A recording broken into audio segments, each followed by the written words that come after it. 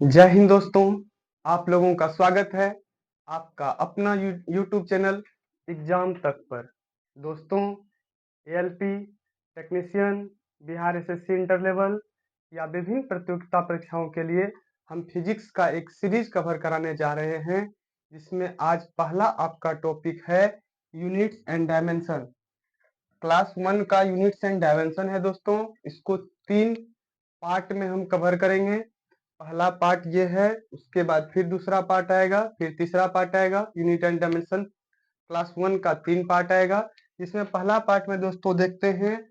आज हम डिस्कस करेंगे यूनिट्स एंड डायमेंशन, यानी मात्रक और विमा। मात्रक और विमा। मात्रक देखते हैं किसे कहते हैं दोस्तों। मात्रक यानी इकाई, किसी राशि के मापन के निर्देश मानक को, किसी राशि के मापन के निर्देश मानक को मात्रक कहते हैं। इसका अर्थ यह हुआ दोस्तों कि यह जब संसार बना होगा तो यह तय नहीं हुआ होगा कि किसी भी राशि का मात्रक क्या होगा, यानी लंबाई कितना, लंबाई का मात्रक अभी अगर मीटर है तो मीटर कितना बड़ा होगा, यह तय करके, यह तयशुदा पहले से तय नहीं था। मीटर इतना बड़ा होगा, सेंटीमीटर इतना बड़ा होगा। यह मानव ने जो है अपनी जो है विभिन्न जो है अंतरराष्ट्रीय संगठनों ने मिल करके यह तय किया कि हाँ, लंबाई में मीटर इतना बड़ा होना चाहिए, सेंटीमीटर या किलोग्राम इतना इतना मास होगा तो उसको किलोग्राम कहा जाएगा। तो दोस्तों, विश्व में अब देखते हैं कि मात्रक मात्रक किसी राशि के मापन, किसी राशि को अगर मापना है तो उसका निर्देश मानक, जिस मानक से यह तय होता है कि वह 1 किलोग्राम है, वह 1 मीटर है, वह 1 सेंटीमीटर है, वह 1 एम्पियर है, वह 1 मोल है, वह जो है मानक जो है, वह निर्देश मानक जो है, उसी को हम लोग मात्रक या इकाई यानी यूनिट कहते हैं। अब देखते हैं दोस्तों कि यह जो है निर्देश मानक मानक करने का काम कौन करता है।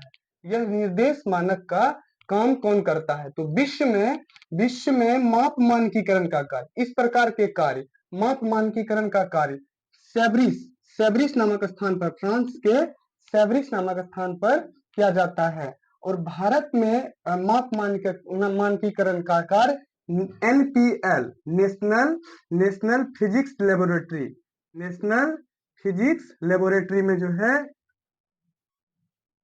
Physics laboratory, national physics laboratory में माप मानकीकरण का कार्य किया जाता है।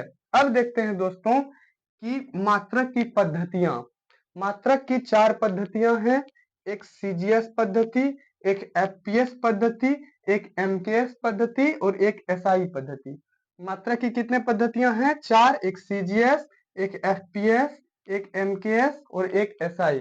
दोस्तों, सीजीएस पद्धति का अर्थ हुआ, सीजीएस पद्धति में दूरी का मात्रक सेंटीमीटर, द्रव्यमान का मात्रक ग्राम और समय का मात्रक सेकंड होता है। सीजीएस पद्धति में दूरी का मात्रक सेंटीमीटर, द्रव्यमान का मात्रक ग्राम और समय का मात्रक सेकंड होता है।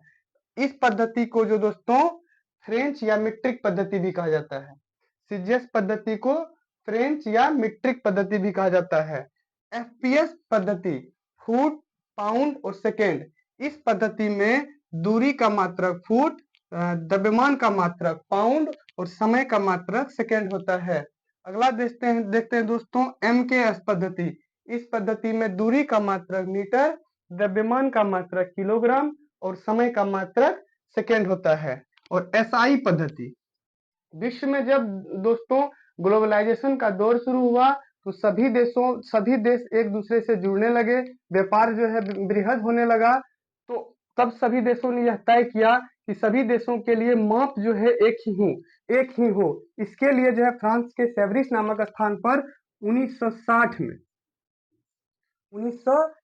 में यह तय हुआ कि इस सीजीएस, एफपीएस और एमकेएस सभी पद्धति को, क्योंकि अलग अलग देशों में अलग अलग पद्धति से मापा जाता था, इससे असुविधा हो जाता था विश्व व्यापार के लिए, इसीलिए यह तय हुआ कि सभी पद्धतियों के स्थान पर एक पद्धति लाया जाए, जिससे कि व्यापार करना या कोई भी जो है मापन में सुलभता हो। इसके लिए जो है 1960 ईस्वी में मापतोल अधिवेशन में यह तय हुआ कि एक जो है मात्रक अपनाया जाए जिसको जो है सिस्टम ऑफ इंटरनेशनल यानी अंतरराष्ट्रीय यूनिट कहा गया, यानी एसआई।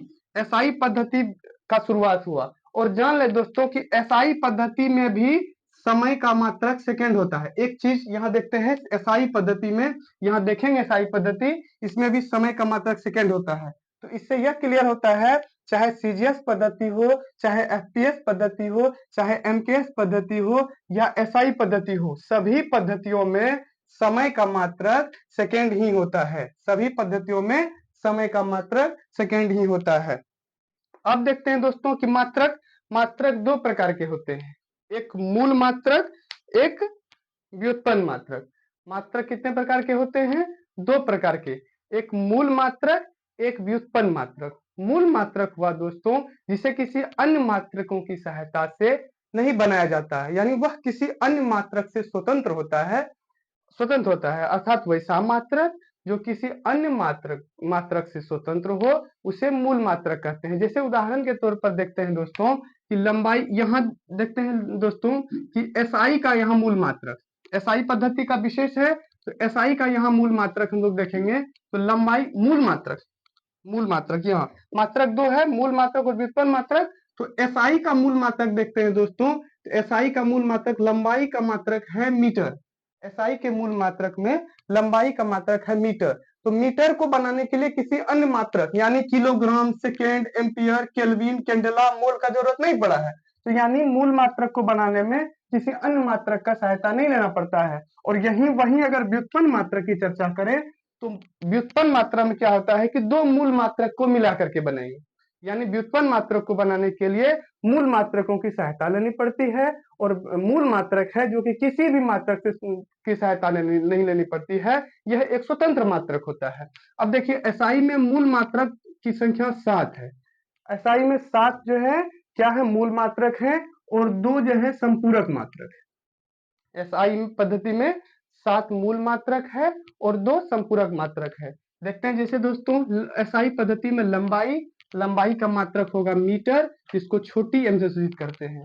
एसआई पद्धति में लंबाई का मात्रक मीटर, उसको छोटी एम से सूचित करते हैं।